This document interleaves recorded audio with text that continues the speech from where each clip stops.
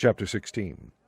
The Pharisees and Sadducees came to Jesus and tested him by asking him to show them a sign from heaven. He replied, "When evening comes, you say, 'It will be fair weather, for the sky is red.' And in the morning, 'Today it will be stormy, for the sky is red and overcast.' You know how to interpret the appearance of the sky, but you cannot interpret the signs of the times. A wicked and adulterous generation looks for a miraculous sign, but none will be given it except the sign of Jonah." Jesus then left them and went away. When they went across the lake, the disciples forgot to take bread. "Be careful," Jesus said to them. "Be on your guard against the yeast of the Pharisees and Sadducees." They discussed this among themselves and said, "It is because we didn't bring any bread." Aware of their discussion, Jesus asked, "You of little faith, why are you talking among yourselves about having no bread? Do you still not understand? Don't you remember the 5 loaves for the 5,000, and how many basketfuls you gathered? Or the 7 loaves for the 4,000, and how many basketfuls you gathered? How is it you don't understand that I was not talking to you about bread? But be on your guard against the yeast of the Pharisees and Sadducees."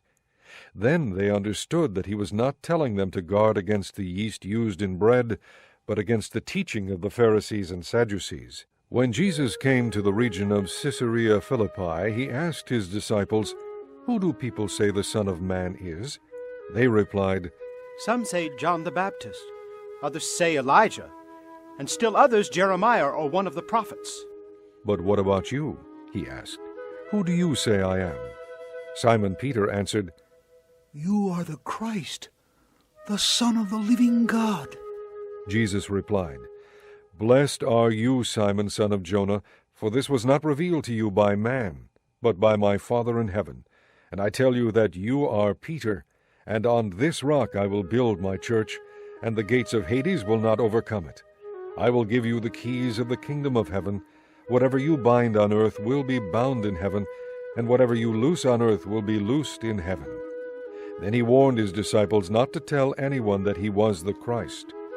From that time on, Jesus began to explain to his disciples that he must go to Jerusalem and suffer many things at the hands of the elders, chief priests, and teachers of the law, and that he must be killed, and on the 3rd day be raised to life.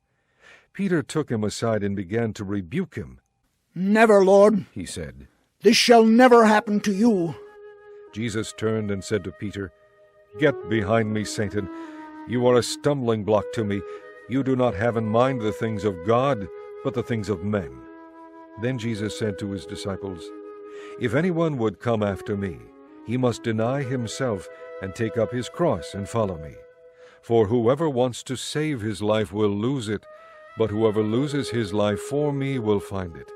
What good will it be for a man if he gains the whole world, yet forfeits his soul?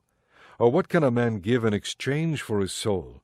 For the Son of Man is going to come in his Father's glory with his angels, and then he will reward each person according to what he has done. I tell you the truth, some who are standing here will not taste death before they see the Son of Man coming in his kingdom."